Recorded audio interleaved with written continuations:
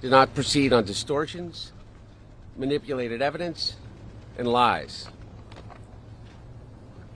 And I'm here today to acknowledge that I've made mistakes in my life and wasted opportunities and privileges I was afforded. For that, I am responsible. For that, I'm accountable. And for that, I'm making amends. But I'm also here today to correct how the MAGA right has portrayed me for their political purposes.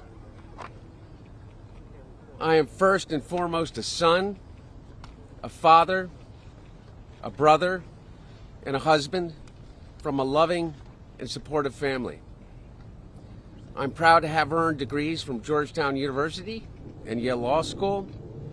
I'm proud of my legal career and business career.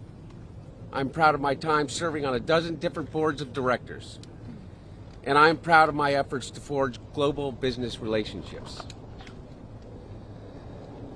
For 6 years, MAGA Republicans, including members of the House committees who are in a closed-door session right now, have impugned my character, invaded my privacy, attacked my wife, my children, my family, and my friends. They have ridiculed my struggle with addiction, they have belittled my recovery, and they have tried to dehumanize me, all to embarrass and damage my father, who has devoted his entire public life to service. For 6 years, I have been the target of the unrelenting Trump attack machine, shouting, "Where's Hunter?" Well, here's my answer. I am here. Let me state as clearly as I can.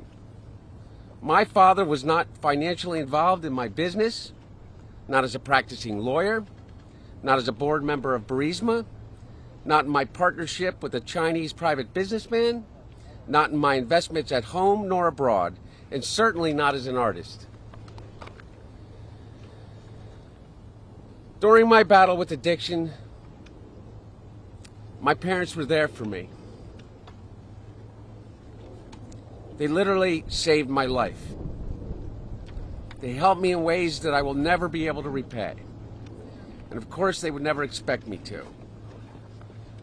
And in the depths of my addiction, I was extremely irresponsible with my finances. But to suggest that is grounds for an impeachment inquiry is beyond the absurd. It's shameless. There is no evidence to support the allegations that my father was financially involved in my business because it did not happen.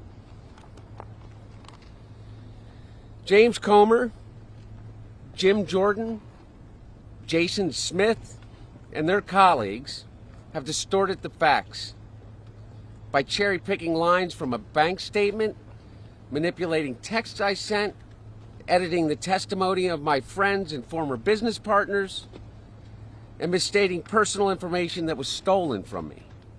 There is no fairness or decency in what these Republicans are doing.